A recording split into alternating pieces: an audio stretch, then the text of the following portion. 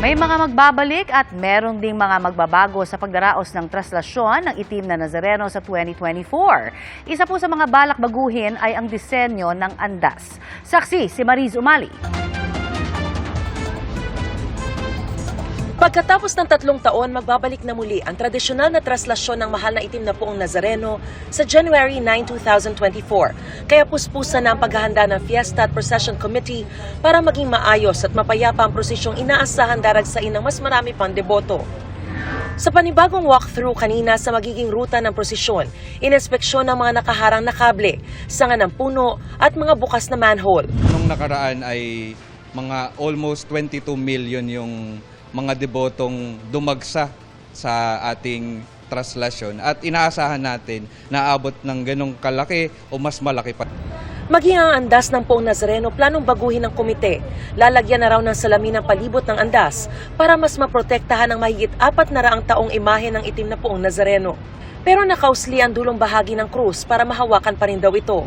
Ang gusto kasi nating maiwasan ay yung aakyat yung mga tao magsasampahan sa andas na ang nangyayari ay natatakpan na yung ating mahal na poong Jesus Nazareno. Kasi ang tendency kapag magsasampahan talagang maaapakan yung mga tao, magkakaroon ng tulakan, talagang magkakasakitan. Gusto kasi nating iwasan ay yung madumog talaga at masira din yung ating imahe ng mahal na poong Jesus Nazareno. Mas okay po para sa safety po ng mga deboto. Parang hindi rin sila masaktan talaga kasi karamihan talaga pag umaakyat nasasaktan din. Pag natatabunan, hindi namin makita. O yun po ang gusto namin, nahawakan namin yung paa, nahawakan namin yung pasan-pasan niyang cross.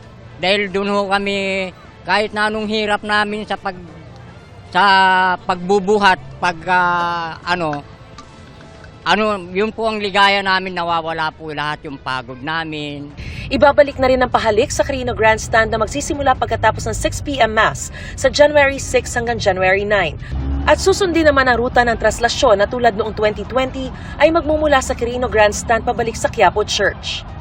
Magsagawa man daw ng mga pagbabago sa tradisyonal na traslasyon, pangunahing layon lang daw ng simbahan ang mas maliwanag na maipakita at mas maramdaman ng mga deboto at mga mananampalataya ang itim na poong Nazareno sa lahat ng nadaraanan nito. Para kahit hindi nila mahawakan, ay ganap pa rin nilang maranasan ang pagsama ni Jesus sa kanilang paglalakbay sa buhay.